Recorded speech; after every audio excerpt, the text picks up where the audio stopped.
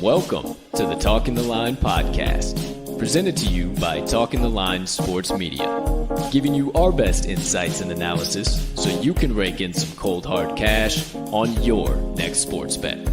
Now sit on back, open up your mind, and let's cash some tickets. We can't thank you enough for joining us. We hope you enjoy.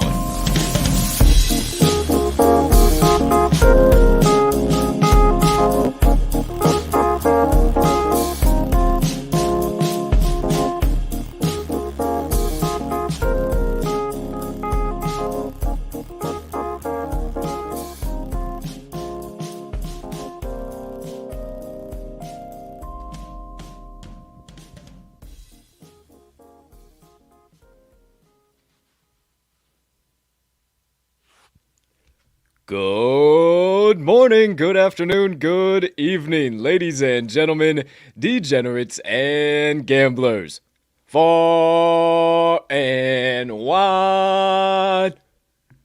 Welcome in to episode number 179 of the Talking the Line podcast on this absolutely beautiful Thursday of bets. You know the vibe, you know the feel, you know the drill. If you do not know, you soon will find out in this loaded episode of the TTL Pod. But before we get into that aforementioned loaded episode, please, everyone, take a few moments to smash that subscribe button on whatever platform you are currently ingesting the TTL Pod on. If you are watching on YouTube, you might as well hit that notification bell over there as well, so you never miss the start of a live show or any additional content dropping from the crew. But if you are watching on one of our social media platforms, maybe Twitter or Facebook, hit that like button, hit that follow button there so you never miss any of our additional social media content.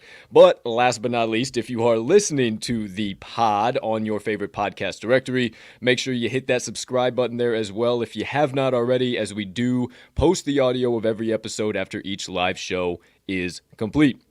Next item up on the docket, you could be so kind, you can find it in your heart to do so. Hit that like button, leave us a comment, leave us a rating, jump on over yonder in the live chat if you are watching live. Hey, maybe hit that share button too. Send it on over to your brothers, sisters, aunts, uncles, friends, enemies, neighbors, people who live on the opposite side of the globe as you, but you refer to as a good old-fashioned degenerate, and they like cashing tickets, because that's what we do here at the TTL Pod, and we welcome them with open arms. Plus, we can't thank you enough when you do all of those things, because it only helps us make TTL Sports Media bigger and better for each and every one of you. Last, certainly not least, head on over yonder to this episode's description, where you will find the Talking the Line link tree. Within that link tree, you'll locate the TalkingTheLine.com website. all of the TTL Crew social platforms and our additional content so you can consume all of that jazz in one convenient location, however and whenever you please.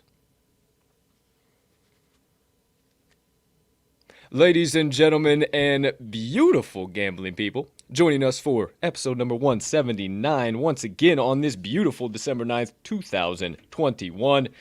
I am your honored, humbled, hyped, and always handicapping host, Colt Soroka, and I can't thank you enough for choosing to stop by on this beautiful Thursday of bets, hang out with me and my partner, talk about some picks, talk about some Thursday night football, you know that, maybe some college basketball, obviously, definitely some NBA, maybe we're hockey sharps now and we're going to the NHL ice too. Who's to say, who's to know, who am I? I am but the humble host of this show, and I need my co-host to help me gently row this boat, the proverbial podcast boat, down the stream. So without further ado, my friends, it is time to bring that aforementioned co-host in.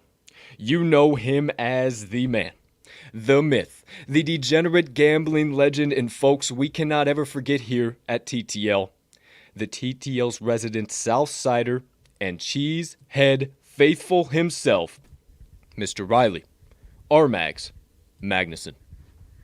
Partner, how the hell you doing over there today, pal? My man, as I knock my mic out of my face, I am doing fantastic. I'm trying to bring some fucking positive energy and inject it into this damn podcast. We've had it this week, but, we'll get into it in a second. But we had a rough day yesterday. I'm trying to turn that energy around. Mind of a goldfish. We'll leave it out of our heads in a minute. But I'm coming and I'm breaking the fucking door down on this damn show. I'm ready to have a solid day. We are showing down at each other a little bit today, so there might be some more blows to be had. But maybe I think you know what I mean when I say we need to get the winning energy back into this podcast, because we've had some fantastic shows this week, but we need some damn winning shows this week, partner. Hey, you don't have to keep fluffing it up. Sometimes we have losing days. It's all right, buddy. We're going to get to there. We're a full transparency show. Great to see you, my friend. You're looking spectacular on your end of the world. Yeah, we did not. Where did I go? What the hell happened? Can you hear me? I can hear you. I see a little bubble. I see a little circle with a gray. Let's see. What the fuck is going on? All right. Hey, look. Go. Hey, here I am. Let me make sure everything's all good on that end of the spectrum. I think everything's set here. Let me just real quick make sure before I'm going to stop this again real quick. Let me just make sure everything's good on this end because, okay. Everything seems okay. I don't know, I just don't want you guys to be fucking seeing me flying all over the place here on the mic. Okay, hey, you never know what you're going to see here at the TTL Pod, folks. How we doing? Good to see you. Let me get this baby just a little bit more down here. All right, hey, you never know what the fuck's going to happen at the show. Okay, where was I going with all that nonsense? I have no idea. What was I saying, partner? You look spectacular. You look wonderful. You were talking about good vibes. Oh, yes, we're a full transparency show. All right. I don't want to do it today because yesterday, I don't like being associated with days like that. Very few and far between do I have days like that. But it's seeming here early in the college basketball season, I'm falling into some type of trap, and I don't know what that is, and it's one day a week, and I just get absolutely obliterated through the floor. So we'll show it quickly. I don't want to talk about it very long. We'll go through it, and then we'll get into today's show. Okay, so without further ado, best bets of the day from December the 8th, 2021, coming from the TTL crew, are now live on your screen. Holy shit, that's a lot of L's. Okay, partner, just quickly, fastly, in a hurry. Overall thoughts, 1 and 3 on the day for you, my friend. What's going on? What's happening? I went 1 and 6 on the day with my 7 plays. I don't know what the hell that was, but hey, we cast the crew play, West Virginia, -2.5. The Wednesday Warrior, Eastern Washington, +16.5, gave us another extra cash, so there you go. Look on the bright side here. Double Wednesday Warrior, not the best. Copen State didn't take care of business at the 7.5, but the Moneyline Dice, back in action, 2-0. So it seems like when the fucking crew goes cold, the Moneyline Dice go hot, and I don't like that. I don't like that whatsoever. So we'll never hide them from you. No. We lost them Wish too. We could sometimes. We understand. We get it. There's nothing else we can Nothing to say. That is what it is. Those things happen from time to time. I wish that they didn't happen from time to time because I really fucking hate when they happen from time to time. But it's the game we play. And if you know me, you know Mags.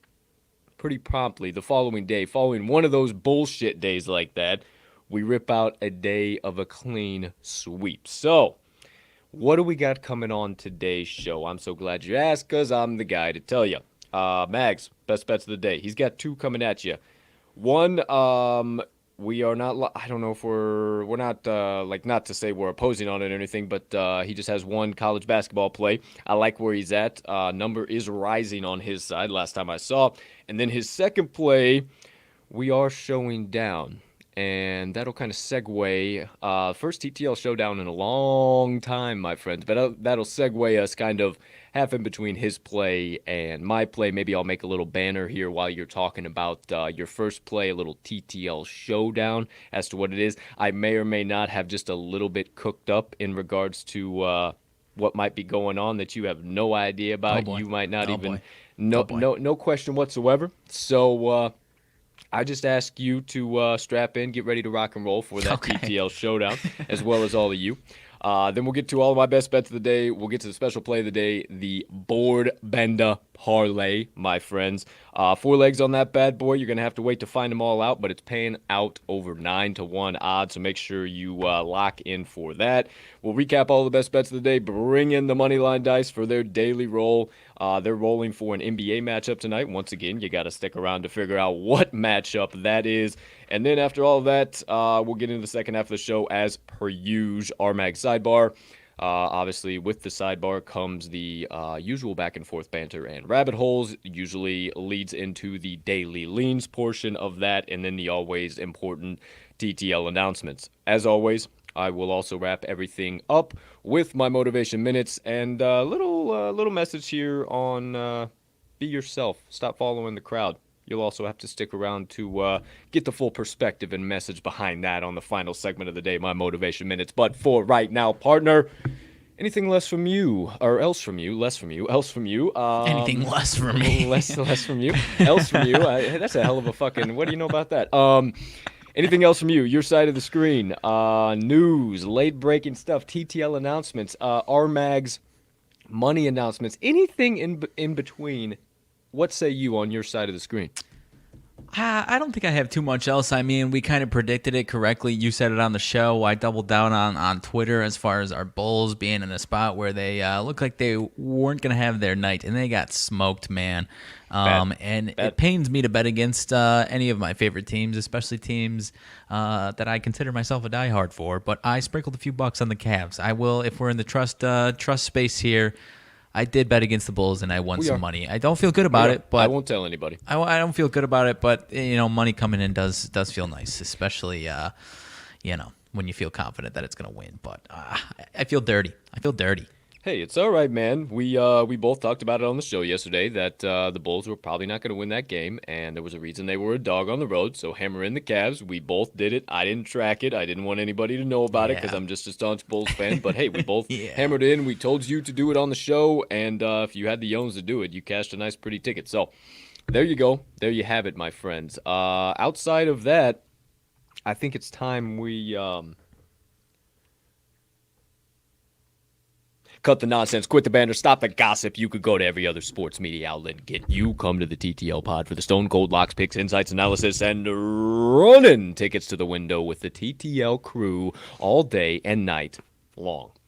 So without further ado, my friends, I ask you kindly first things first before we get into the first segment of the day. And also, if you have any questions today, as per usual, drop them down in the comment section, and we will be more than happy to answer them. Maybe what my favorite color is, what Mag's color of his couch is, or maybe, hey, what are we thinking about a specific play today? The point is, nothing off fucking limits. But first, my friends, please, lift up your mugs, get ready for one hell of a show. To me, to you over there, good sir, and to all you beautiful people sipping the black elixir of the gods on this gorgeous Thursday of bets, take your sip and let's strap in. Oh, my days. Okay, first segment, coming live in prime time. RMags Best Bets of the Day. Partner, lock and load. I'm in the trenches with you. Let's get ready for another day of battle with the books. And without further ado, you have the floor. All righty, my friend. I obviously will start with the college basketball play, and then I'll segue into our showdown. Okie dokie. But my one college basketball play of the evening is coming out of the Iowa and Iowa State matchup on the hardwood. This one is in Ames, Iowa. That is Iowa State. For those who are not privy to the fine state of our kind neighbors here of Illinois, Iowa State Cyclones. I'm taking the Iowa Hawkeyes. Hawkeyes -4, my friends. As you kindly mentioned, partner, this one is moving up to -5 in certain spots and -5.5. Love it at -4, 4.5. From a playing the numbers standpoint, the 5 is obviously, kind of a spot where you have to be a little more tentative. But partner, I'm not going to fully endorse a 5.5, laying 5.5, but gun to my head, I still like them to take care of that number for a handful of reasons, partner. Mm-hmm. First of all, I was in a bounce back spot after a couple of tough, hard fought Big Ten conference losses. A loss at Purdue, which is honestly a rare case of an impressive loss to me. If you're asking me, partner, 15.5-point dogs at Purdue, and they lose 77-7 in a really hard-fought game that they were in. If you're one of the people who think they're a top 3 team, that is Purdue, and many people think they're number 1, you have to be impressed with what Iowa did there. Then they come home and they lose to Illinois. And I know our Illinois guys scuffled out of the gates, but in my opinion, and I don't think I'm biased to say this, they're really starting to look like the team that they were supposed to look like when they started into the season. I would agree. And I don't think that's a bad loss. It obviously hurts at home in the early Big Ten season, but I think they're going to come looking for a bounce back today at Iowa State. 15-6 ATS last 21 following a straight-up loss are the Iowa Hawkeyes, partner, and 5-2 ATS last 7 road games. So I do believe they have the strength to do this one on the offensive side of the ball, partner. Their offensive efficiency is off the charts this year, much like it was last year, along with their pace. They are one of the fastest-paced teams in the entire country, partner. Mm-hmm. And I think it's going to be too much for the Cyclones, as it has been historically the last 4 or 5 years. Iowa has won and covered 4 of the last 5 games against the Iowa State Cyclones, and all 4 of those wins were by double digits. I'm getting bubbles in my throat once again, dude. Yeah, all right. Help me out for a second. Okay, well, while Mags does his thing, hi, I'm so Colton sorry. Soroka. I am the co-founder of TTL Sports Media. Now This it looks happened like to me the other yesterday co-founder as well. of TTL Sports Media, Riley RMags Magnuson, who has been working hard on his voice skills, is now ready to rock and roll with the bubbles cleared out of his throat. Continue, please, Talking's sir. hard, dude. Talking is hard sometimes, So as I was saying, historically, for the last 5, all 4 wins by double digits, all 4 covers by double-digit covering margins. And I think in this specific spot, we've got 69% of bets, 62% of money coming in on Iowa State, and it's only rising to 5.5. Iowa State is the ranked team coming into this matchup. Number 17, Iowa is not. The public is going to be sucked into the home underdog, the ranked home underdog in this spot of 4 or 5 points against an unranked team. And I think that's a mistake. I think it's a mistake to play that, but I also think it's a mistake as far as, deservingly, this is what it is as far as Iowa State deserving a ranking at this point, being undefeated. As far as who's the better team, I think Iowa deserves to be, and they will be soon, that ranked team that we know and love. And Iowa State, I think, starting tonight is going to slip a little bit. They have faced, according to Ken Palm, the 310th toughest schedule, and I think they're going to start to see some regression here. We mentioned this week a lot, partner, as we're getting out of those Thanksgiving tournaments and into conference play and into these big games, obviously non-conference, but big games against other big conference teams in home stadiums, about teams being road tested. And I already mentioned that Iowa lost at Purdue. They also went last week to Virginia, which Virginia's obviously been shaky, but going to Virginia against that defensive team is not easy for anybody, and that's still a road test, if you ask me. So I don't think this is going to be a challenge for them going just a couple hundred miles within the state to a team that they consider their little brother. So I think the Iowa Hawkeyes have more than enough to get this one done by double digits. Love the 4. Still like it at 5.5 if you're seeing it there. Would be a little more tentative. Maybe don't hammer as much of a full unit as I would on the -4, but I still like them to win pretty handily in this one, partner. Hey, I'm with you too. All over the 4, maybe a little bit tentative on the 5, up to 5.5. I would be okay with 5.5. I think. I think they probably get this done by double digits. But just knowing what we know, being gambling guys, just be a little safer around there. Yeah, But, from a number standpoint, yeah. the number, playing Yeah. the number, it is a little sketchier at 5.5 for sure. And other key part that you said there too, the Iowa State Cyclones being the ranked team here and being the home underdog. That is just classic key college basketball setup spot. Don't buy into it here, my friends. Buy into what my partner's saying. He is spot on with his analysis. RMags, first best bet of the day, Iowa Hawkeyes -4 or 4.5. What'd you get? I got him at 4. -4. Yeah. He's okay up to -5, 5.5, but be tentative. All right. Outside of that, got me stumbling on these coffee yesterday and today, dude, out the gates. Hey, all good, my friend. All good. We roll on to RMags' second best bet of the day. And my friends, I regret to inform you that it is a TTL Showdown. So I must change the ticker. Thursday night football. It is the Pittsburgh Steelers. You see it in the ticker. Shut your damn mouth. It's the Pittsburgh Steelers going up against the Minnesota Vikings. Okay, so without further ado, partner, hold on. There's one thing that I must do first, if you don't mind. Oh boy, what do we got? You don't mind? Okay. I probably do mind, actually. Well, would you be so kind as to let our kind viewers know what side of this matchup you are taking? I mean, I feel like I'm walking into a trap, but I, on my side of the showdown, am taking the home favorite Minnesota Vikings -3, partner. Oh, I forgot you had that stupid Pittsburgh Pirates. I do like that hat for what it's worth, but if you want to bring that Pittsburgh Pirates juju into your side of things, be my guest. Please indulge us. Hey, man, what you got going on today? This one isn't in Pittsburgh, so they won't be playing this song. They're going to be playing. I'm doing it for him. I'm doing it for him. I'm doing it for him. Let's go. Here we go. Let's go, Pittsburgh. That's what we're going to be hearing all damn night. Pittsburgh. The most annoying sound in the world, that damn Viking foghorn, is what you're going to be hearing, not Renegade, which is a fantastic song. If it was in Pittsburgh, well, might feel different about this one. I do appreciate. I love that fucking song, by the way. But Vikings -3 is my side of things. If it was in Pittsburgh, I too would feel different. But please continue. We will cut the banter for now. For now, I guess. Buying low am I on the Minnesota Vikings after obviously one of the most notable losses in the NFL last week at the Detroit Lions. Now we're coming home to Minnesota, and just because the Vikings hit rock bottom last week doesn't mean they're going to stay there, is what I'm believing here. They are still very much alive here in the NFC. Only a game out of the NFC playoffs, back of 2 teams, and that is as far as the 6 and 7 seed, both being 6-6. They are 5-7, and with a lot of these ugly, bad luck losses, they believe they should be at least an 8-win team, if not a 9-10 win team. And I think we see a team that is going to be a little more cohesive tonight on both sides of the ball. They get Kendricks back on defense. If they had him last week, I do think they would have won that game against the Lions.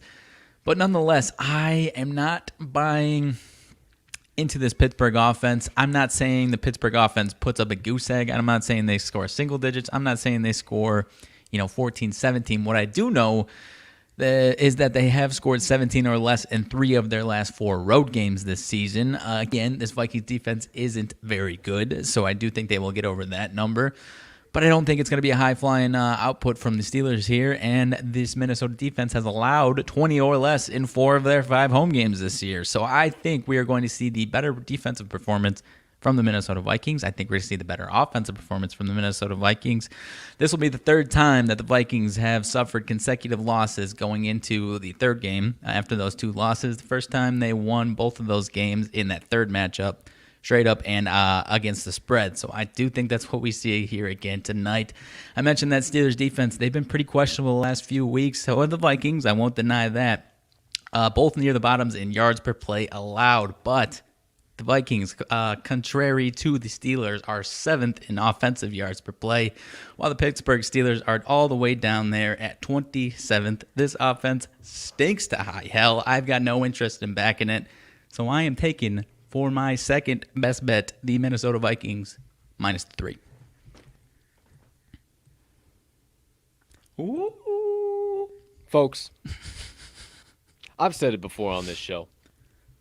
We bet numbers, not storylines, and it's cute to say that a team should be 8 or 9 wins, and they've just been unlucky, and those things happen, and doggone. But they're not. They're a 5-7 team, and they're absolutely terrible. And my friends, I said something to you as well. I said, maybe if this game was in Pittsburgh with this line, I would be a little bit interested, but it's in Minnesota with this line. And I said, on this show, as a matter of fact, with my partner, who sits right over here to my left, you're right.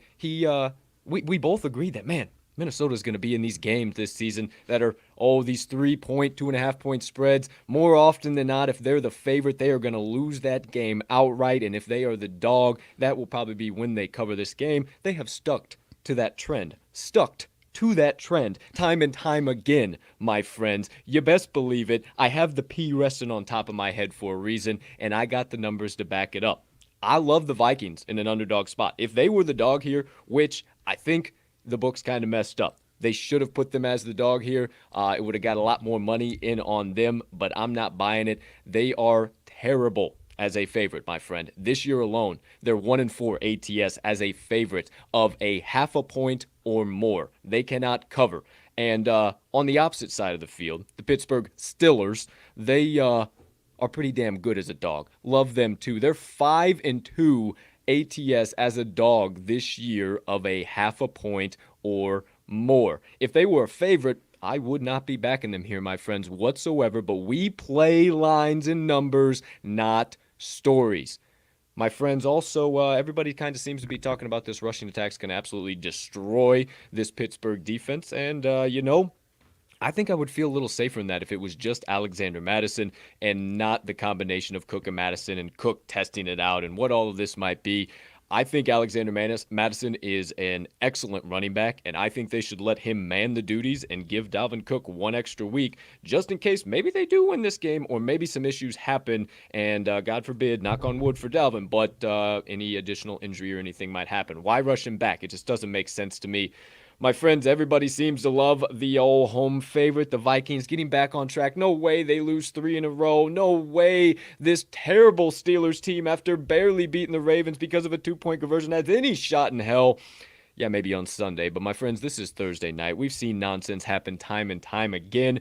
So, as per usual, while everyone zigs, I zag. But I close my arguments, Your Honor, with the only thing that matters, and that's the trends in the NFL Football League. The Pittsburgh Steelers are 4-1-1 against the number their last 6 Thursday games. They're 35-16-3 their last 54 against the number as an underdog, and 13-5 against the number their last 18 as a road underdog. All of those games being under the head coach Mike Tomlin. Minnesota 1-9 ATS last 10 as a favorite. 2-7 ATS last 9 home games. You combine the two, they're 0-6 ATS last 6 as a home favorite. Minnesota's also 3-8 straight up their last 11 games played on a Thursday, with a good majority of those being your boy Kirk Cousins under center. And Pittsburgh is 4-1 straight up their last 5 meetings in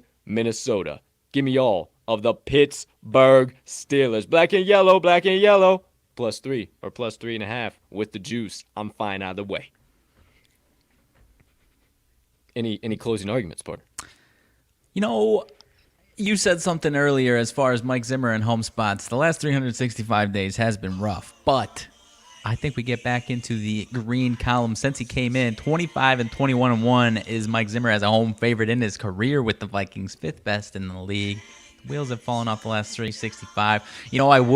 I totally would search on my Spotify or something, the Vikings, like whatever stupid horn, but I absolutely will not risk the chance that stupid horn gets into like my Spotify algorithm and I have to play it on my damn playlist at the end of next year's Wrapped or even some, you know what I mean? I don't know, dude. Love the song, but we're not in Pittsburgh tonight, guy. Don't need it. All we need is Pittsburgh vibes. It doesn't matter.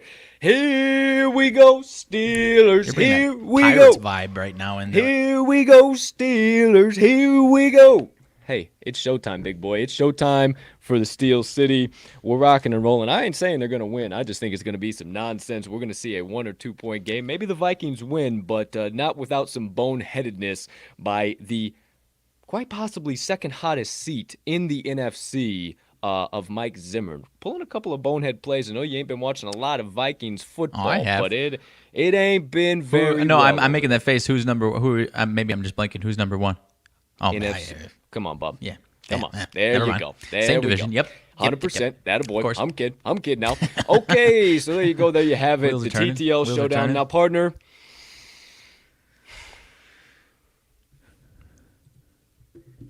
I love you, man. We are still fucking opposing. But I'll put down my fucking knife and pitchfork for now and carry on with the show as long as you agree to. I suppose. Carry on. Okay. Anything else? Your 2 best bets of the day. Good, sir. Closing out your segment.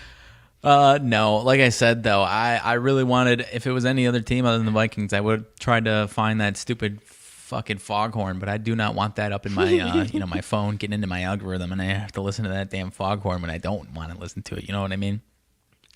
Much understandably, especially being a fan of the team from the NFC North as well as you are, my friend.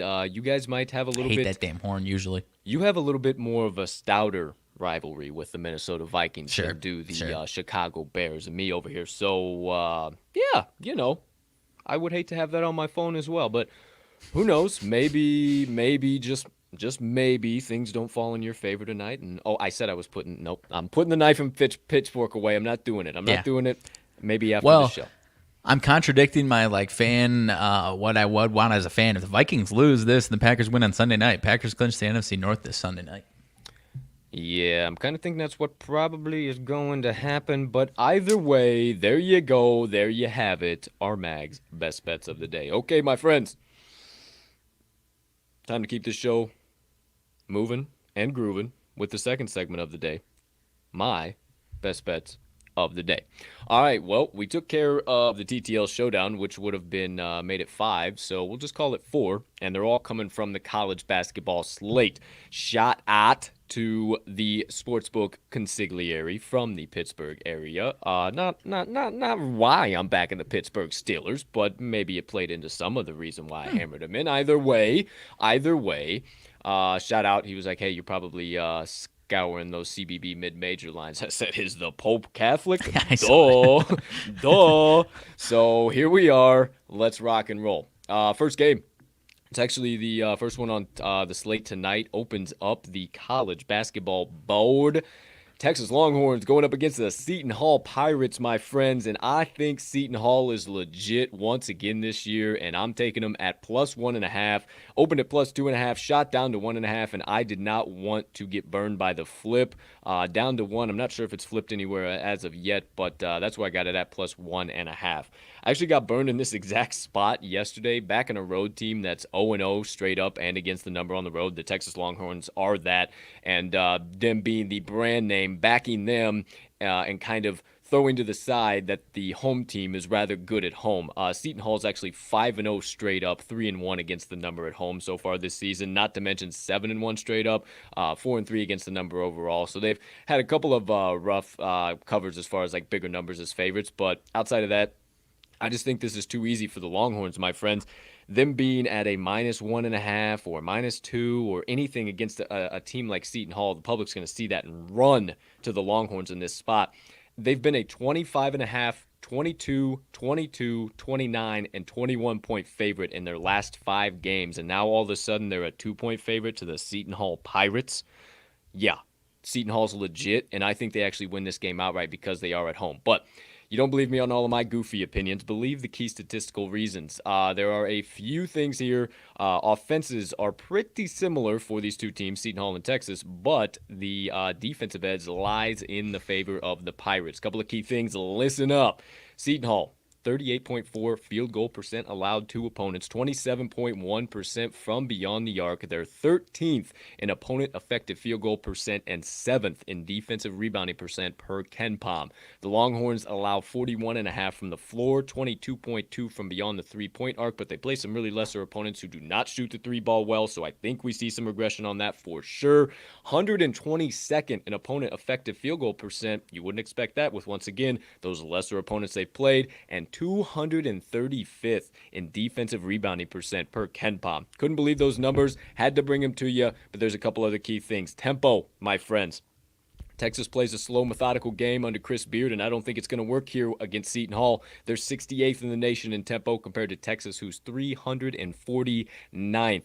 Turnovers are going to be a big thing here. Seton Hall's going to speed up the Longhorns and get them in the backcourt a lot, and that is evidence here with the turnovers that Seton Hall offensively only coughs the ball over about hold on.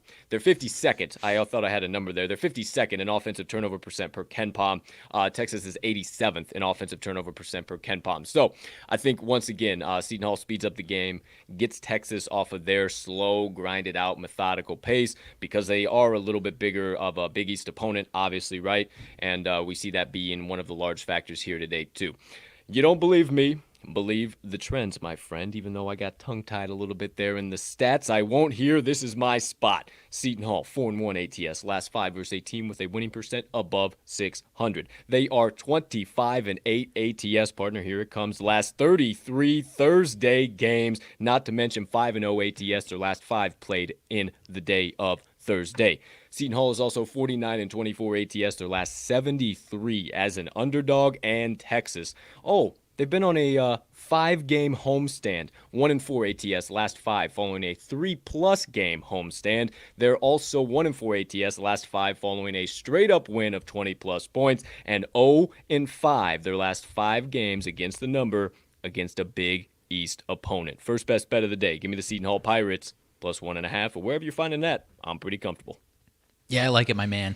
I mean, especially when we see these like highly top 10 teams on a short number like that, it definitely raises some red flags. And, the last couple of years, Seton Hall has been that team that spots like this and in a lot of different other spots as underdogs. They're a sneaky, sneaky team, especially at home. I like it, dude. Well, thank you, sir. And if they do end up flipping to a favorite, which I'm not entirely, I guess I should just pull that out so I can actually speak educatedly well, some of these about this. On our the app we use, some of those New Jersey teams, they kind of get weird as far as like listing their spreads and whatnot because New Jersey has similar Illinois college betting laws, I think. Yeah, but you got to check. You just got to track the right books on what you're talking about on Action. Because sometimes Action will give you the New Jersey one, and it's just so you got to like go in and re-edit your books. So that's what I use your error. Use your error is what you're saying. Just a little, not crazy. It's not open on DraftKings in Illinois though. Only on FanDuel and BetRivers. It has flipped to -1 on FanDuel. It's a pick'em, but there's still the dog on the pick'em on BetRivers. If it does stay them as a favorite, I would say take the money line, but I did like the extra point backing, but I do think they win this game outright just simply because of what we've seen so far with this number in this week and this type of line movement. But call me crazy. Who the hell am I? The mid-major king. Oh, Seton Hall, baby. Let's go. All right, second best bet of the day. You're going to call me the low major king now, my friends. Okay, so check it out. If you're expecting a fun game here, don't tune in. If you want an enjoyable game to watch and bet on, don't bet on this game. What I'm telling you is this is a full fade train of a bad team who has been bad since the jump, and it is a very, very low game that is going to be back and forth battle with 2 terrible offenses and 2 mediocre defenses. Who am I talking about? I'm going to the matchup between the Hampton Pirates and the William and Mary Tribe, and we're keeping the Pirates trend going today, my friends. We're taking the Hampton Pirates +4.5. Oh, speaking of, how about that? There you go, the old P Roots. How about that, baby? Live on set. Took them +4.5, numbered down to +3.5 across the market is what it's looking like so far. William and Mary is that team that is on the fade train right now, my friend. They are bad. 1-9 straight up, 0-8 against the number. They're 1-2 straight up and 0-2 against the number at home. Wouldn't you know that one game they won was against a terrible, terrible, terrible team, and they didn't even have a spread set. I think they are going to struggle mightily against Hampton here today, my friend. I don't think you should buy. You're looking and you say, Colt, oh my gosh, they're 0-3 straight up, 1-2 against the number on the road. Relax. It's because it's been against Towson, who we cashed a ticket on this week, Wofford, who we've cashed a couple of tickets on here on this pod, and USF, who me and you, partner, talked about as being a very dangerous, sneaky team, and they actually covered against USF, and that was the most recent road game for them boys. So they're picking up trends. They're positively regressing back into the side that we need. But you don't believe me. I told you that the offenses weren't great. They aren't. So I'm not going to waste your time with those stats. But there is some key defensive numbers you guys need to know about. Hampton only allowing 65.9 points per game compared to William & Mary's 73.7. Hampton, 41 field goal percent allowed for opponents, 24.4 beyond the three-point arc. Compare that to the Tribe. 47.2 field goal percentage allowed to opponents, 35% from beyond the arc. Hampton is 130th in opponent effective field goal percent compared to William & Mary, who is 330th in that exact same category. Hampton has the much better defense. I think that's what's going to swing it in their favor here today. But there's also one final thing. You would look at tempo and you say, oh my gosh, William & Mary, 93rd in the nation. Well, my friends, I bet on them at the beginning of the year, and that fast tempo don't mean shit for William & Mary. I don't know why they get that fast tempo. I don't know why they have that ranking. They are 93rd per KenPom. They are a fast team, but I don't think it's going to matter. I think Hampton's going to control this game. They're not super slow, but they are methodical, 205th in the nation, and I think they also win the turnover battle. I think they keep William & Mary kind of guessing what they're going to do all day, and as evidenced by their turnover percentage numbers on offense, I think they win that battle. 137th on the offensive side of the ball in turnovers per KenPom for Hampton, 349th for William & Mary. All that being said, you don't believe me, just believe the trends. William & Mary is a bad team. I've dished out this spot a couple times over the last few shows as far as a team that is really, really bad and has no business being favored at home, and we just blindly, I don't want to say blindly, but pretty much take the opposite side knowing that that side should not be favored whatsoever. Evidence in the trends. The Tribe, 2-5 ATS last 7 as a favorite, 1-5 ATS last 6 home games, 1-5 ATS last 6 games as a home favorite. They're also 0-5 ATS last 5 following an ATS loss. And I've said it before, I'll say it again, Hampton ain't great, but William & Mary is shit, and we ain't backing them in no spot, and they don't need to be a favorite at home. So give me the Hampton Pirates. Telling you here, boys, they are going to be one of my low major darlings that I love to back from time to time, and it's got to be specific spots, but I do believe this is that specific spot. Second best bet of the day, locked in. I like it, man. Would you say, contrary to your typical tempo saying of certain XYZ team is going to boat race, a little slow and steady wins the race this time around? Yeah, because I've had it in my mind 3 times now that William & Mary was going to boat race their opponents. And I didn't back the spread, and their opponent played much slower than them, right around this almost exact split. Yeah. And it didn't matter for them at all. Slow and steady won the race, sloppy, turnovers, not cleaning up the glass, hustle stats. I think that's what it comes down to tonight, and Hampton gets a little bit of a lead and is able just to nice and methodically grind it out. Thanks for closing it out there for me, partner. Hell of a segue. Glad we're always on the same page. How about number 3? Okay, glad you asked. Here we go. 43 minutes after the top of the hour. Let's pick up the pace just a tiny bit. Boys, girls, this one was hard for me. I didn't want to fade my boys, but it was just a few too many points for me, and I just could not help but to take my other boys in the process. Going to the matchup between the Monmouth Hawks and the St. John's Red Storm, and I am taking all 9 or 8.5, where I've seen it kind of drop down to, but I caught it at 9 points with the Monmouth Hawks. They are being incredibly undervalued, and it's very sneaky to me, or very interesting to me, that St. John's has been a 16.5, 22.5, 26.5, 32.5, 14.5, and a 44.5 point favorite in 6 out of their last 7 home games, and now they're only a 9-point favorite and dropping, mama.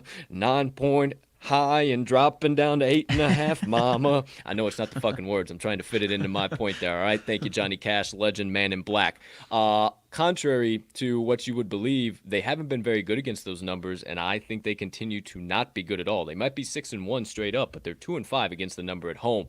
Monmouth, on the other hand, they are my low mid-major boys. They are a wagon, 7-1 straight up, 8-0 against the number, my friends, on the road. 5-1 straight up, 6-0 against the number as well. It's absolutely beautiful. They've only been a dog 3 times this year, my friends. They are a good team. The books know how to value them, and you have to take the points because of that.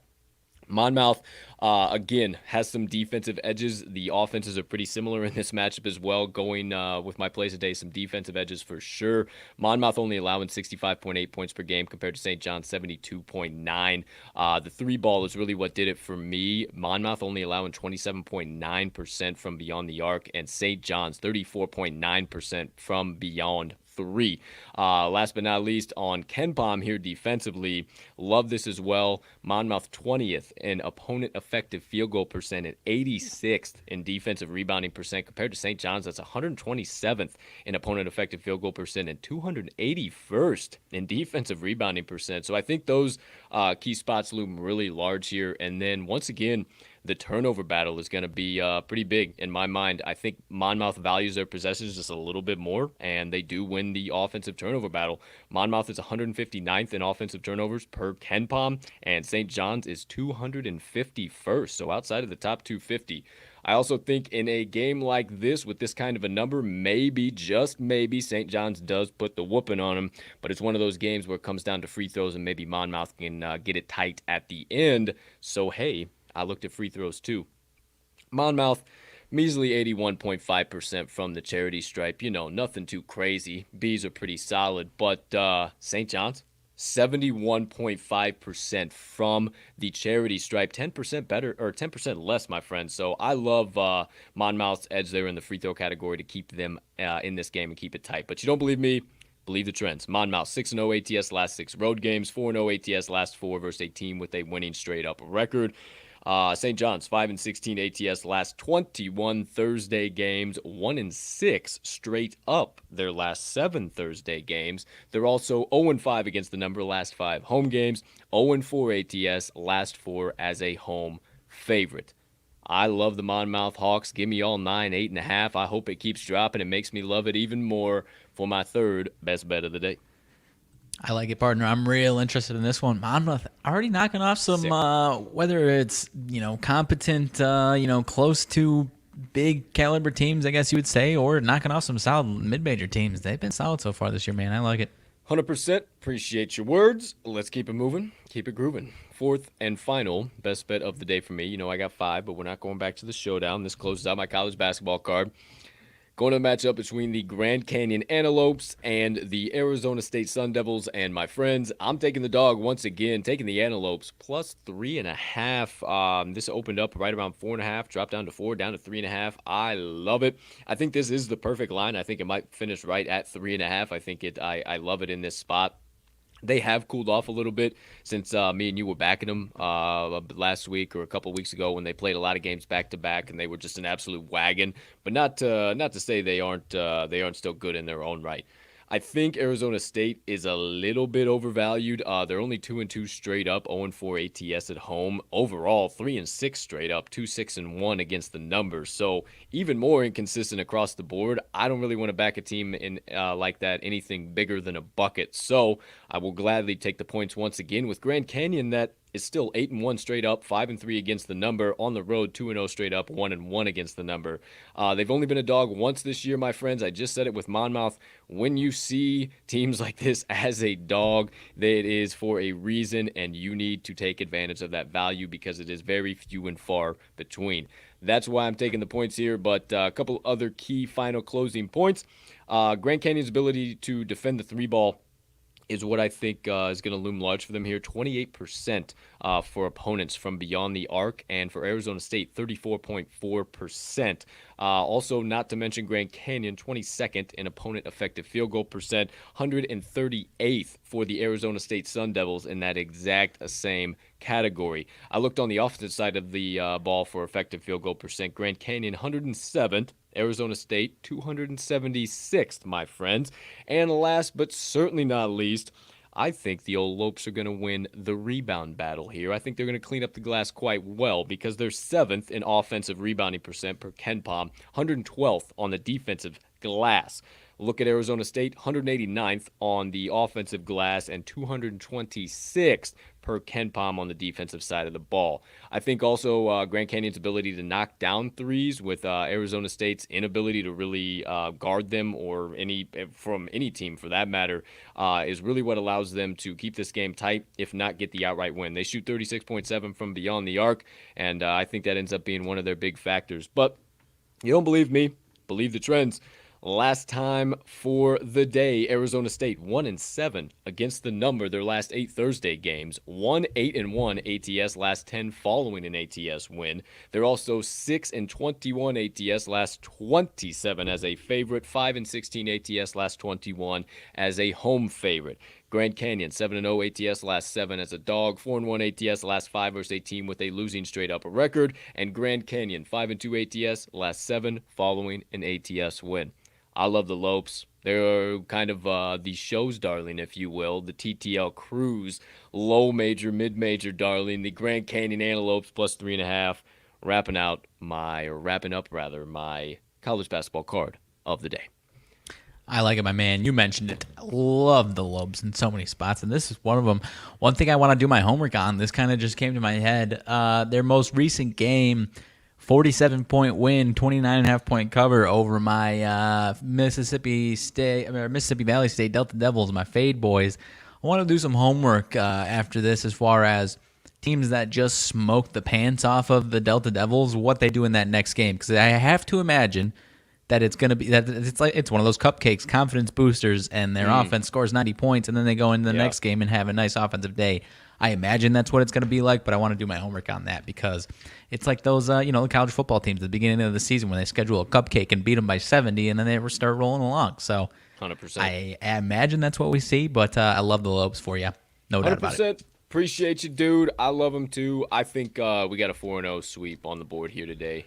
Putting that out in the world, I think it is very worthy. I think we see a lot of regression from some of these teams, and I think we got 4 teams that are extremely undervalued in their spots here today. So I think actually 5 teams too with the Iowa Hawkeyes. I think they too also get that double-digit win against little brother Iowa State. That all being said, there you go. There you have it, RMags Best Bets and my best bets of the day. Let's keep this proverbial podcast train steaming on down the tracks with the third segment of the day, the always third segment of the day, special play of the day, sometimes rotating on Thursday what that special play might be. The Board Bender Parlay. Okay, my friends. 4 legs on this bad boy. Paying out at over 9-1 odds. You want me to be exact, plus 935. $10 will win you $93, $100 will win you $930. Okay, we're on the same page. 4 legs on this bad boy. Leg number 1, coming from the college basketball hardwood. Going to the matchup between the Colgate Cougars. Raiders, okay, not good, I guessed. Well, total guess. I'm a good man. Guess. I would call that a good I am guess. a truthful man. Okay? I'm not going to lie to you. The Colgate Raiders. Should be the Cougars, actually. Yeah, right? The Pitt Panthers. That'd be a sick-ass matchup. Against the Pitt Panthers. Oh, my gosh. Pitt is a home underdog. We have to take the points. Au contraire, my friends. Everybody's zigging, so we are zagging. We're taking the Raiders, -3 on the road. Partner, anything you got as far as that? I think it's just a little fugazi. Pittsburgh has not lived up to the hype of last year, and they look pretty bad this year, so we'll keep fading them. Yeah, just an ACC team as a home dog against a mid-major team. Colgate's beaten Syracuse, another ACC team, lost by 3, hung with a solid NC State team. So this Pitt Panthers team is not a good team. I love laying the points on the road with the Colgate Raiders. 100%. I would put the Pitt Panthers actually maybe worse than Syracuse. And you mentioned there, Colgate beat Syracuse. So I would say actually a lot more. Yeah, definitely. A lot farther. Yeah, so I know it's not apples to apples. We always say that. Not apples to apples in college basketball. But also at the same time, I think that might have some value. Okay, so there you go. First leg. Second leg. Let's keep the basketball trend moving. Going to the NBA hardwood.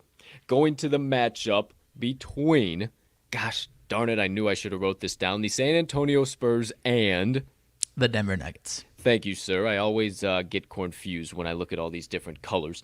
Okay, so San Antonio Spurs against the Denver Nuggets. A little bit of some weird line movement. Not sure really what the hell's going on. Second leg, we're taking the San Antonio Spurs money line. Last I saw is at minus 122 market consensus. Any changes there, partner? About 130, minus 130. Spurs Okay. spread jumping up to Okay. -2. Getting a little juicy. A little bit of monetary liability there, but I think there's good reason for that, and I think the books messed up with that one. Okay. All right. So there you go. There you have it. Our two favorite things, our two favorite sports, rather. Well, mine at least, college basketball, and then Mags loves the old NBA. Now, over to Mags' favorite sport, at least a cap. The gridiron, the NFL. We're going to the matchup tonight, Thursday Night Football, Steelers, Vikings. Now, partner's taking the Vikings -3. I'm taking the points on the road with Tomlin and the boys. So what the hell are we doing in this spot? Oh, we're going to the total, and life is too damn short to take the under, so hammer the fucking mess out of the over. 43.5, my friends, for the third, count it, 1, 2, 3 segment, or not segment, goodness gracious, leg of the Board Bender Parlay. Now, I said 4 legs. Partner, I ask you, are we hockey sharps? I mean, we ain't square. I mean, we ain't square for sure. We ain't square. So I'll tell you, We ain't we're on a square. 4-0 trend right now. We're playing the trend for the 5th time to go 5-0. It looks good. It's moving in our favor. The line is getting worse. When I locked it in, it was right around last night, minus 155. I played it on my own, and then we decided to bring it here. It is now at minus 176. Lace up the skates, boys. We're going to the ice, taking the Detroit Red Wings, plus 1.5, my friends, going up against the St. Louis Blues. You say, oh my gosh, the Red Wings stink. What are you thinking? I know, but this is also called gambling, not just sporting. So that being said, fourth and final leg. Just sporting.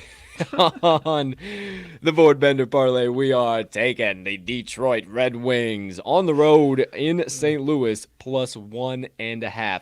You parlay all 4 of those legs up. Colgate Raiders, -3. Detroit Red Wings, plus 1.5. Pittsburgh Steelers versus the Minnesota Vikings, over 43.5, and the San Antonio Spurs money line. You're getting right around plus 935 odds. Let me give you a live update. Oh my gosh, it is dropping quickly, folks. Plus 886, courtesy of the FanDuel Sportsbook. I kept it tracking over the course of the show after I locked it in early. $100 bet will win you currently $886. Very confident, but as always, be who you can afford to be. Probably play a quarter unit on that bad boy, as per usual.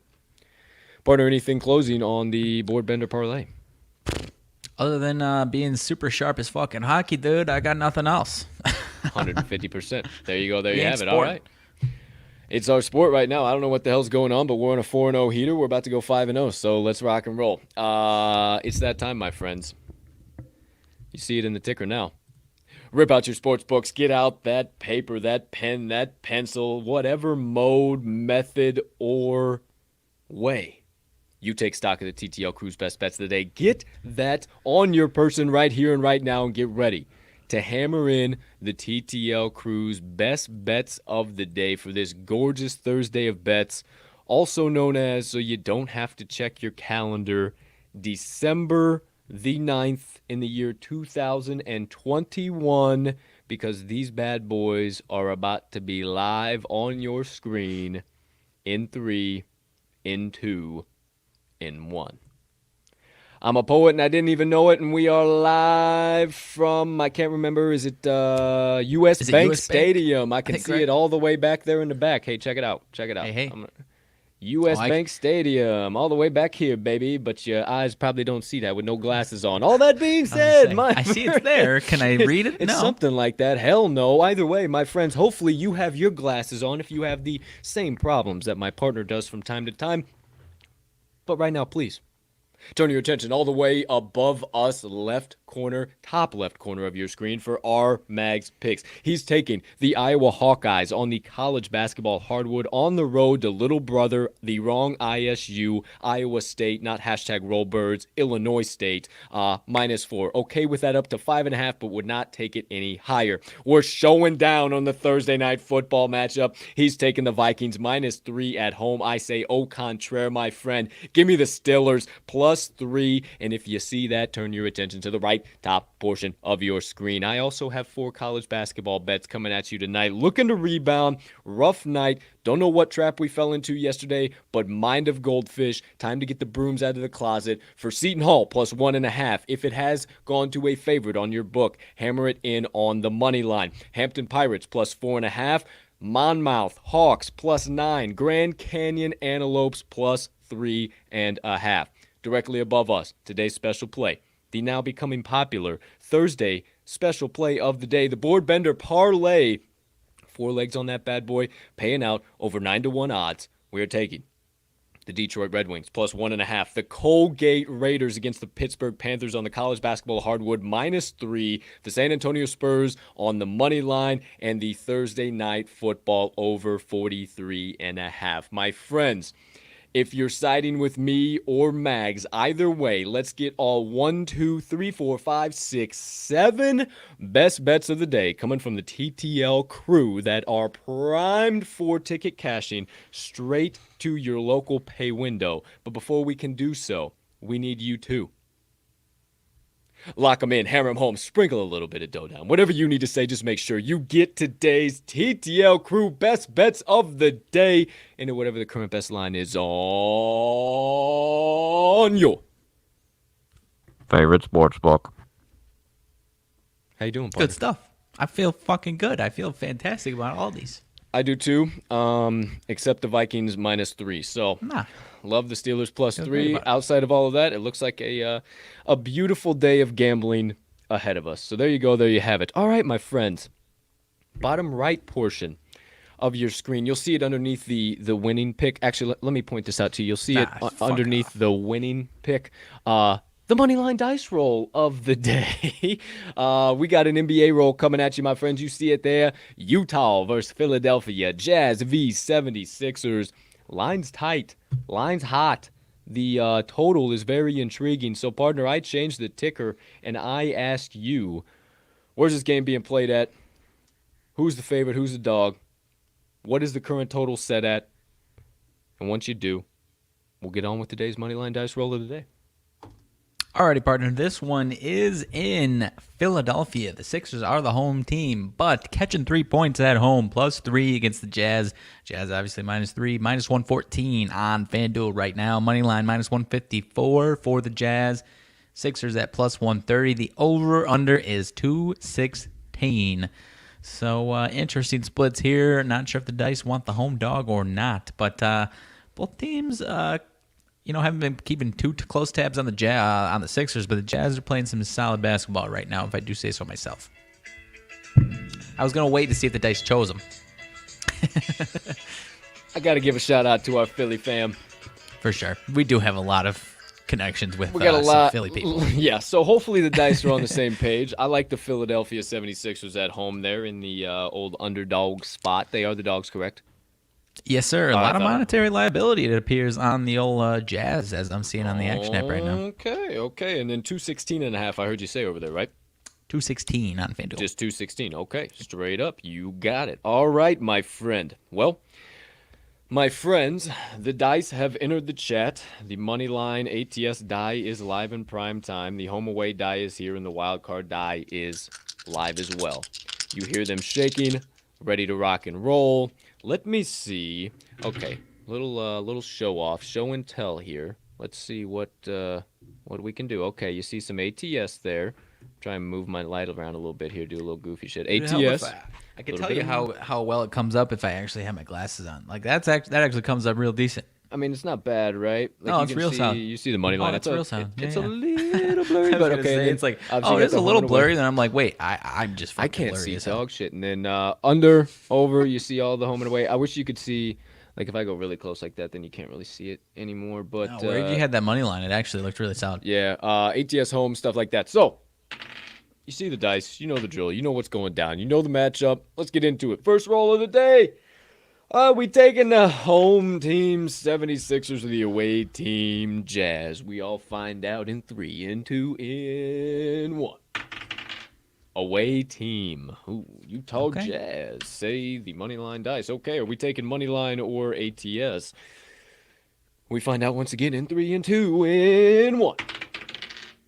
Moneyline. Okay. Moneyline. All right. I'm sorry I didn't show you guys either one of those. Away, Moneyline, away, money line. Okay? Wild card roll. My selfish ass wishes they do a re-roll here. That's kind of what I'm hoping, what I'm feeling, what I'm thinking. Maybe they don't, maybe they do. Maybe they double down and say, hey, just relax, you got to trust us on this one. Or maybe they go to the total and give us 2 tickets to cash. Either way, we all find out in 3, in 2, in 1. Money line, I see. Home money line. Oh, jeez. Okay, it is going to be a re-roll, my Re-roll. friends. It is going to be a full re-roll. Okay, so without further ado, get ready. First roll, away or home? Home. Home team, huh? Very Home. convenient. Right before you Home. said my selfish, you know. Man, ain't that? Home. I'm just giving vibes for the dice. I don't know. Well, who are... 3, 2, 1 for Moneyline or ATS. Shoot. ATS. ATS. ATS. ATS. ATS. Okay, wild card roll. In 3, in 2, in 1. Away money line. Okay, great. Wonderful. Away Come on, dice. money line. This is the way money line. All right, home or away? Away. Away. Come on, dice. Once again. Come on, dice. This is ridiculous. ATS or money line? Win 2 games, now you're Money showboating. line. Money line. Money line. Wild card roll. Away ATS. Away money line, away ATS. So we just take the away money line since they are the favorite in the spot. Or do we hammer in the I spread? think we doubled down on ATS, right? Yeah, we because switch it is every less. time, It honestly. is less. Well, it is less chalky. So Yeah.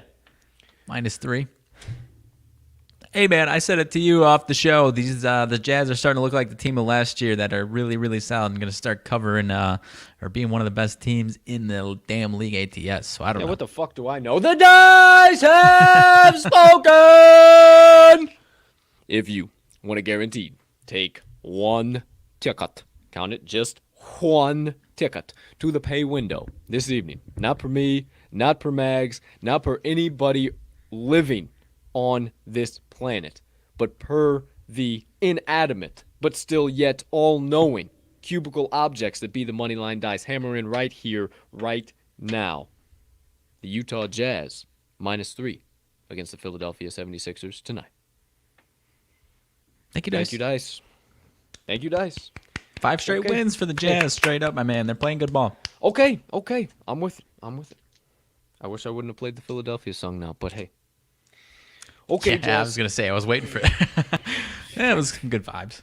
Hey, good vibes for sure. Thanks, Jazz. Thanks, Moneyline Dice. All right, that does it. There you go. There you have it. All right, let's keep it moving, keep it grooving, partner. Second half of the show here. Good, sir. Unless you got anything in regards to first half of the show. Any more insights, analysis, plays, anything in between you forgot to dish out? No, sir. Looks like Dalvin Cook is still a game time decision as far as tonight's game goes. Well, that would be second half of the show, so let's get that in the ticker there. Regards our bets. Regards our bets. I guess it does. Oh, yeah, I have a Dalvin Cook for you. I would figure we get into that rabbit hole a little bit too. So, without further ado, my friend, second half of the show, let's get a little bit of banter going. Started off with some RMags Sidebar here and see what rabbit holes we do fall into. So, without further ado, partner, anything burning on the brain, melting on the heart, festering on the soul, you have been dying to get out to the kind folks that joined us on episode number 179 of the TTL Pod on this beautiful December 9th, 2021. My man, curious if you are interested in looking into a little look ahead. Obviously, we'll give out our picks tomorrow, but as far as Sunday's NFL slate is concerned, so I got nothing else too crazy here. But Got a couple opinions. Interested. You and I haven't really talked about this Sunday at all yet. But anywhere you're leaning heavily just yet so far on Thursday? Oh, boy. If you'd like me to kick it off, Go ahead. I'm interested in the Dallas Cowboys minus the 4 against the Washington football team, who is obviously coming in with a winning streak, but I think it's just a slightly bit fugazi, and the Cowboys, I think, are going to be looking to make a big old statement. And I've got some other stuff behind it that I'll probably give out tomorrow. But Cowboys are one of my early picks that I'm liking so far, at least today. I don't like them at all. Okay. Sorry to burst your bubble on that one. No, shit. I haven't really looked deep into all too much yet. I was gonna dive into some good handful of stuff. I didn't even get down early leans. That was gonna be my thing yesterday. I had some shit with the old truck, getting license updated. It's a son of a bitch turning 26, dude. Either way, yeah. Knee jerk reaction. I like Cleveland minus 2.5. I think again, Baltimore on the road, 2.5. Once again, they just did it.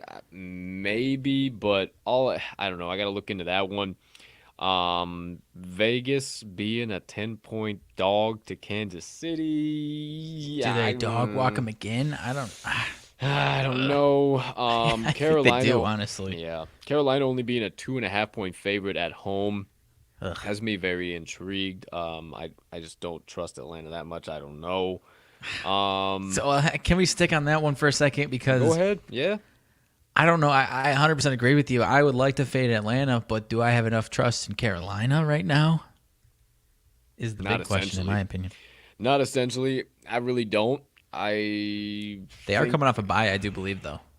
I think Cam is kind of broken, to tell you the truth. I just don't think he can throw the rock like he used to be able to. 10 yards and in, he's my 150%. I'll take him over every other quarterback in the league. But opposite side of the field and all the way to that 10-yard line, give me anybody else but him. It's just not – I don't know what it is. We chalked it up to COVID last year, but it didn't end up being that. So I don't know what it is, man, and they just don't look good. So I don't know. Maybe there is a reason that they're 2.5. You play the line, you play what you see. But at the end of the day, it's a big one. I had over 7.5 wins preseason for the Carolina Panthers, so this is a big one. I don't know if that should dictate what I want in this, because I'm sure that if we go back and listen to us back in August, we say, they take care of the Falcons in this one, no problem, right? But I guess we definitely did not factor in all these quarterback situations 100%.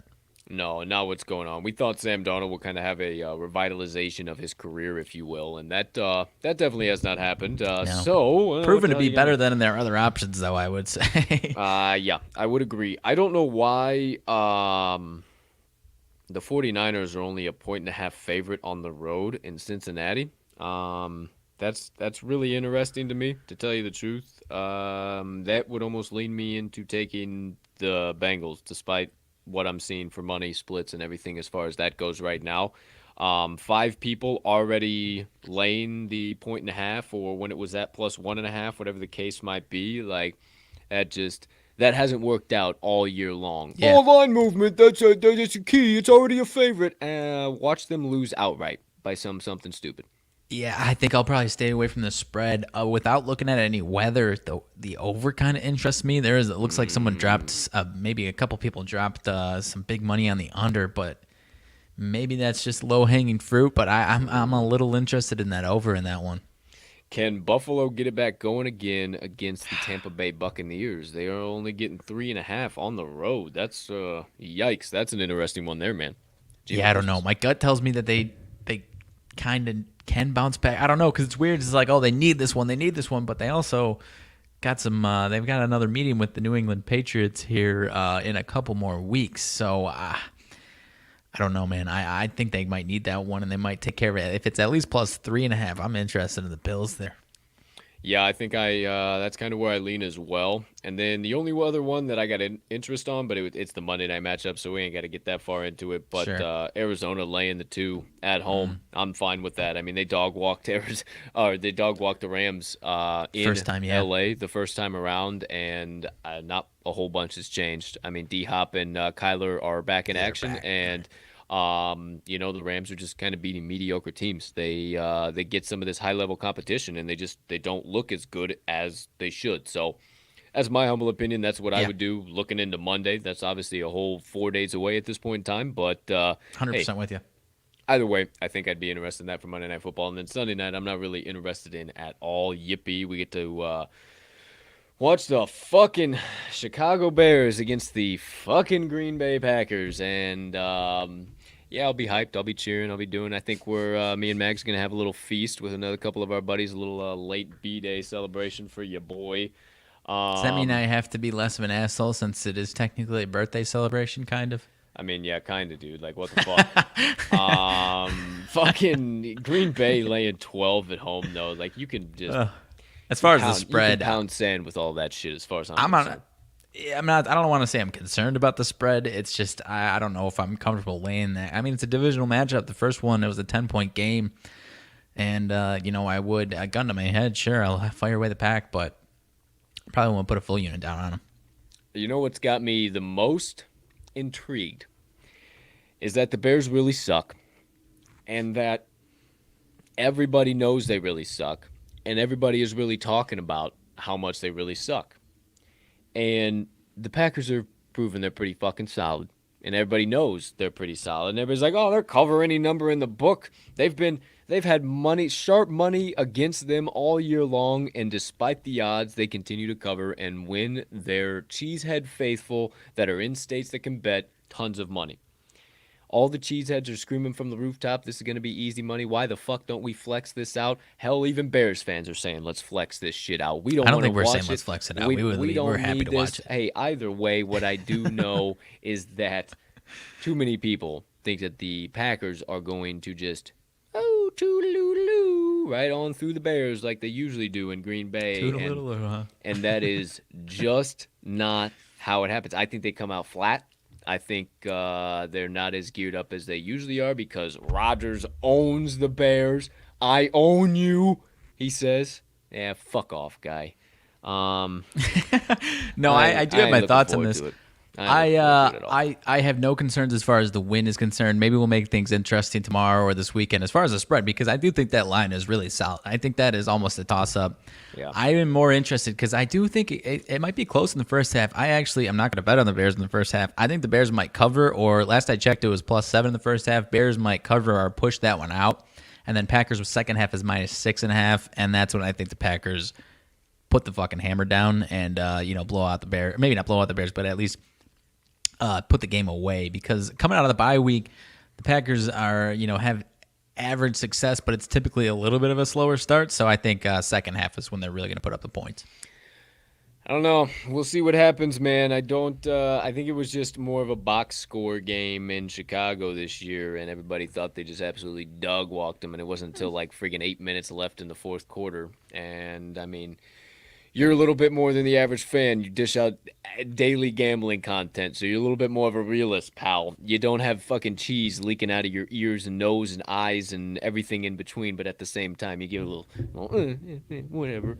Yeah, I just don't think it's going to be that easy this time. I don't think it's going to be that easy this time. You're saying this week I don't have shit leaking out of my face? Oh, okay. No. Because I'm sick of it. It's fatigue. It's just domination fatigue. It's like, domination. I don't want to want to go back to it's a toss up. Like, I obviously enjoy having ownership over the Bears, but you have zero ownership over anything, pal. Okay. You just sit in the stands and fucking be a fan and watch your boys hopefully try and pull off an upset of the greatest football team in the history of the NFL, the Chicago Bears, coming into Lambeau Field. Please get your hopes up, and I know you won't, but I'm already starting to see the cycle. Sunday, it's like, fuck, we got to play the Packers this week on prime time for the second time in the year. Oh boy, Monday, please, someone kill us. Second, hey, I actually see a little bit of a path for the Bears to make the playoffs. All it takes is us, first of all, to win this game against the Packers. And then after that, it's, we can do this, we can do this, we can do this. And I kind of agree with that after the Packers. But then, am I wrong, though? I'm already starting to see this cycle. No. And then it's Wednesday. It's like, this is crazy. But, hey, we're going to pull off this upset. And then come Sunday night, you get your pants pulled down and you. And not now you, it's you know what I mean. Thursday. Now it's Thursday, and everybody are delving out their 10 keys to victory for the Chicago Bears in Lambeau Field, and it's just like, what the fuck is going on? Boys, come on, we can't do this every fucking week. We cannot do this every week. Just stop. Just stop. Because here's the thing, Bears fans. I'm speaking directly to you, Bear fan to Bear fan.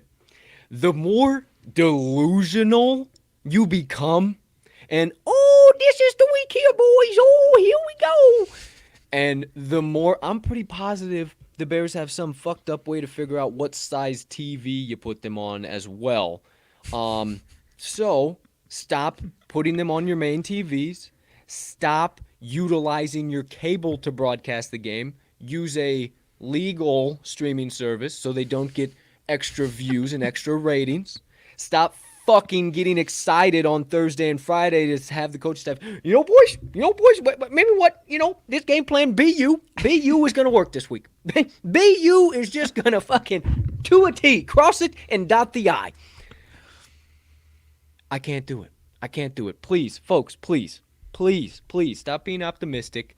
And the moment we do, as a collective fan base, is when we'll start to see some changes. I view Bears fans very similar to new gamblers, or to amateur gamblers, if you will. Knowingly seeing that stove, knowing that -3 stove, or maybe that +6, or don't tease college football stove is right there, and repeatedly, just because it's fun to bitch about in conversation or something. I really don't understand it. I don't do it. I like to win money in this racket. But you will often see many people just going back and slamming their hand down on that stove just so they can have the opportunity to bitch about the fact that they fucking slammed their hand down on that stove. And it's almost as if this point, if fans didn't have Matt Nagy to bitch about, or a head coach to bitch about, we would have nothing. So it's almost as if we enjoy this fucked up cycle and carousel we find ourselves on. And I'm sorry to say it, is we might not ever find ourselves off the fucking ride, is what I'm trying to tell you. And I'm a little worried about it, to tell you the truth. For a final jab, and I really wouldn't try to do this, but I actually saw it was like a CBS thing, totally neutral, as far as Mitch Trubisky's record with the Bears since 2017, and then everyone else. And Mitch Trubisky had a positive record, and someone quoted it and it was like, yeah, CBS gets it. And I'm just like, no, stop. What are you doing to yourself? Stop.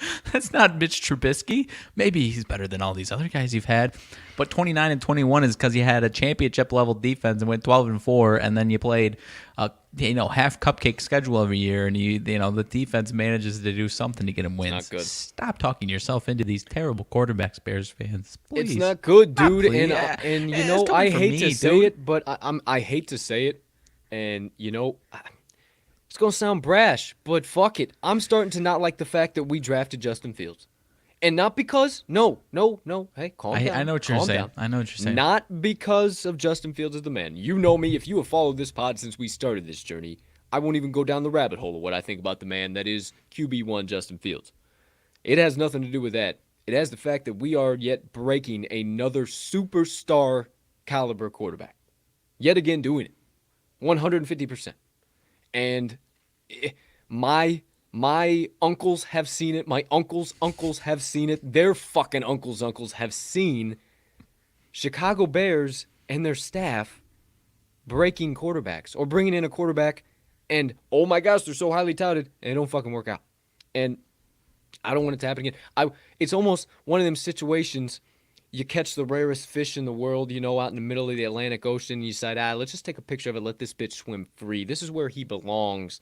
Maybe Justin Fields just belongs on another fucking team, man.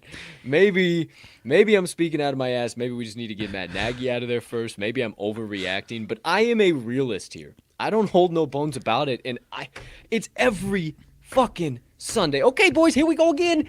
We're gonna win. We got such and such back. We got so and so back. We got this guy at a free agency. Do you realize that it doesn't matter? Well, a couple other things. As far as you've seen the movie Tommy Boy, right? Oh, of course. What? Yeah, it's like the Chris Farley scene where he's, finally the disheveled, can't make a damn sale, and he's like, oh, and I got this pretty little bit, and I love it, and then, That's the Bears, the quarterbacks, man. Yeah, it's not great. It's not great. It's not good a situation, and I don't know. We'll see what happens. Now you got me down this whole depressing-ass Bears rabbit hole. So, okay, let's turn around the vibes a little bit here. What's coming up on the horizon TTL-wise? Unless you got any leans. Any leans that we didn't talk about?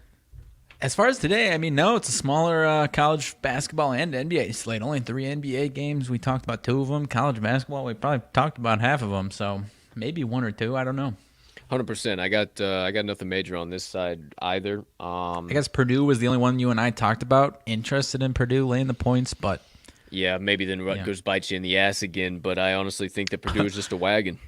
My Mississippi Valley State boys are in action today, but it is a low concerning 20-point spread as opposed to 30-40. So maybe. Well, it was at 19 the last time I saw it, so maybe worth a little bit of a gander there. I don't know. Who am I? Yeah, I'm definitely doing it. Yeah, I know you are. I didn't have anything. I didn't have anything major outside of that. No other major rabbit holes. Anything kind of going on? I didn't see any late breaking news come out. Anything worth talking about? Let's see here. Yeah, only one college football game. Army Navy. We'll talk about on Saturday. Most def, 150%. Outside of that, nothing really major as far as updates, any injuries, anything like that. So we'll see how everything shakes out Thursday night football. We got the TTL Showdown. We got college basketball rocking and rolling here too. We got the Board Bender Parlay, Moneyline Dice, everything in between. Went through RMags Sidebar, talked some early NFL, got into some rabbit holes as per usual. No leans. How about a couple announcements, and let's wrap it up with some motivation minutes. Season 2, episode number 3 of the Wise Words podcast. Presented to you by Talking the Line Sports Media, available on YouTube or your favorite podcast directory. You can also find it at talkingtheline.com/wise-words-podcast. Featured the legendary Jeff Dawson. We had a hell of a conversation with him, talked about his start in the industry, do's and don'ts of betting, college basketball, college football, all types of ins and outs, everything in between. Had some laughs, had some fun. Somehow, the legendary, once again, here he finds his way into our show again. The legendary sportsbook Consig made his way into the show. Got to mention, shout out our guy. Outside of that, be sure you watch that bad boy. Find it again on the Talking the Line website for your viewing or listening pleasure on your favorite directory. Cup of Joe on campus will be back Saturday, 8:30 a.m. Central Standard Time. You just mentioned it, partner. Only Army Navy this weekend, so we got that to talk about, and then we'll have a loaded college basketball slate. Plenty of good games. We got plenty of stuff to talk about. I'm going to get started on my UFC blog actually tonight. I keep forgetting, dude. Oh my goodness, I keep forgetting about this one. It just, I don't know why Poirier versus Oliveira is just not sticking in my head, and it's just now starting to. Yeah, like it just should now though, is. because I agree with you 100%. I am so juiced up for that matchup. I think that this fight goes the fucking distance. I truly, honestly believe this fight goes the distance, and I think I'm willing to lay the fucking absolute hammer down on that plus money ticket. But don't quote me on it yet. I'm going to do some research. I'm going to start doing my research, everything tonight, because it is a huge fucking card, and there's a lot of value on that board. So I'm going to have to do a little bit of early research here. Might have a little DBAB parlay coming back again. Okay. Who knows? Okay. Plenty of old Brazilians on the card. So, woo-ha! And let's see if we can get them to the pay window. Love it. Outside of that, you'll probably have your freaking extra cheddar. Don't want to see that stupid thing against the Bears. We'll be crushing down some pork butt as that is going on. I got a pork butt de-thawing in the refrigeradero as we speak. Solid. Crafting up my dip inventory that I'll be bringing. Sick. And the legendary Scooter McGavin is making his legendary red sauce pasta. So it's about to be a fucking feast. Let's fucking go. Let's rock and I roll. might fast until that day so I eat 10 pounds of food. I might as well. Might be skin and bones by the next time you see me. And then the next time after that, after this weekend, I'll probably be about north of $2 So strap in, get ready for that. Speaking of get ready for that, we got always new content coming around the bend, new nonsense happening, new announcements always being pumped out. So if you miss anything, you can't watch an episode of the show, whatever it might be, either go to this episode's description, find the Talking the Line link tree. You'll see all of our major stuff you need to know about all in one convenient location. Or if you just want to go to your web browser and type in talkingtheline.com, you'll see all of our shows, all of our additional content, all of our social media platforms, everything in between. Follow us all there. Check it all out. And most importantly, all of us are most active, me, Mags, and the TTL page on Twitter, at Talking the Line. And you see it right here. These are our handles on Twitter here, at RMags TTL Sports and at Colt TTL Sports.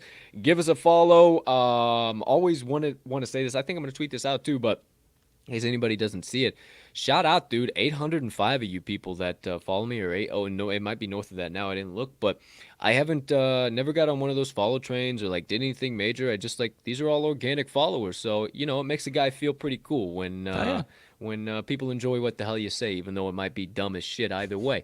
Outside of that, speaking of my Twitter, it's a beautiful day to be alive. It's a tremendous Thursday to be alive. The rest is up to you. Outside of that, partner, before I wrap things up here with some motivation minutes, get us the positivity and motivation we all need to get about this Thursday. What say you about the rest of this show? Well, it does appear, obviously, we have no ties to these people, but you and I have been stalking what a potential big announcement might be coming out of PMI. Did you see this, partner? I didn't see it, but can you fucking let me know what it is? Pat McAfee Show and FanDuel have agreed to terms on a new deal ensuring that FanDuel continues to be the exclusive sportsbook of the show. It's a 4-year massive deal that includes an opt-out after 3 years. So I guess they don't... Well, actually, Shams Charania is quoting and saying it's a roughly $30 million per year deal. Industry sources say, "Wowza!" Hey, shout out, son! Holy shit! Wow, way to go! Good fucking shit, dude. That's awesome. Big fans. Big fans. Tons of respect. Love the guys, all of them over there. Shout out PMI for sure, 150%. What else was I going to say in regards to that? There was something else. There's a saying that you always like to say as far as the old... I think, yep, that's exactly what I was going to say. Thanks, partner. You always got my back. When the tide rises, if you will, it's good for all the fucking boats. And you know where I got that from? From the legend himself, Pat McAfee. Really? So shout the fuck out. Hell yeah. Shout the fuck out to our boy McAfee. When the old tide rises, good for all the boats up there, kids. So you might be hearing some announcements from us, other people we know, other people we know. Who's to say? Very soon, very soon. But who's to say? Who are we? One more thing, partner. One thing that I am very excited about, and hopefully it's not a tease. EA Sports is aiming to launch its new college football video game in the summer of 2023, so about a year and a half away. But all I need is at least a date to look forward to. That's the hope. CEO of Collegiate Lice. Summer of 2023 is the hope. So once again, hopefully that's not a damn tease, because I'm dying for that one, man. Why I don't know so about long? you. It takes a while to develop a game that you haven't touched for a decade, maybe. I don't know. Yeah, I guess so. I hope it's hopefully they don't just take a carbon copy of Madden and just make it into switch it into college football. You know what I mean? Make it your own. If it takes this long, it better blow my fucking socks off. It better blow my socks off if it's going to take this long. Because I've been craving the one day a week or one night a week. Maybe if you switch up your play calling and didn't just fucking just run. Maybe fucking Madden wouldn't be so boring to you, pal. Maybe if you actually knew how to run a fucking playbook and rock through a play sheet. You want to get on the damn sticks in 5 minutes, pal? Sheesh. Instead, hey, I'm just I'll pass it with the best of them. Just stating facts. No, but I've been we're limited on video game times. We're huge video games fans, but I play one night a week these days, late Saturday after all the action. And I've been craving, because I've driven this Madden franchise that I have into the damn ground, and I'm craving a college football one so badly, dude. I agree. So bad. I agree. I'm on a UFC shtick and a half right now. UFC 4, dude. I've been on the online world championships, just fucking fighting my way through dipshits, bro. It's just that's the thing. I'm a sucker for some online play, but my gaming inventory has become like a year outdated, so the online capabilities ain't the same. Need to I see. refresh. Yeah, I totally get it. It definitely helped in my factor getting Game Pass and getting the box and everything Oh that we yeah. did. But oh my gosh, we are into full fucking Anyways. rabbit holes here now. Jiminy Christmas. Hey, big 33 minutes after the top of the hour. There you go. There you have it. All right, that wraps everything up. Final segment of the day. Here we go. My motivation minutes. Okay, short and sweet here today, my friends. Just kind of a compilation of a few things I heard. Was kind of formulating some stuff last night and just kind of kept hearing this message. And honestly, really short and sweet. And it is honestly just stop following the crowd. Don't be afraid to believe in yourself and who you are and what you do. It comes down to honestly a lot of self-love and being comfortable with who you are at the end of the day, regardless of anything.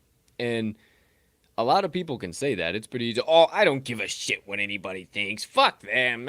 And at the end of the day, it's not always necessarily the truth. And I can be honest enough and say that I used to be a person that would say, fuck them. It doesn't matter. Whatever. No big deal. And I necessarily wasn't made of Kevlar. I necessarily, maybe behind closed doors, was like, man, this really fucking sucks. I would let somebody else or what the crowd thought of me eat into my time and what I would do. So it's okay to be yourself. It's okay to be different. It's okay to be misunderstood, because to be great is to be misunderstood. And I've said that quote here on this pod before, but there's just so many people, and it's so easy. And I'm not saying not to have a community and not to be a part of something bigger than yourself and whatever that case might be, but to not go with the crowd is just to have your own voice. You don't have to think with everybody else. And have you ever been in an argument with somebody and you hear them regurgitate things that you read on the internet? It's like, come up with your own opinion. Do what you want to do. Like,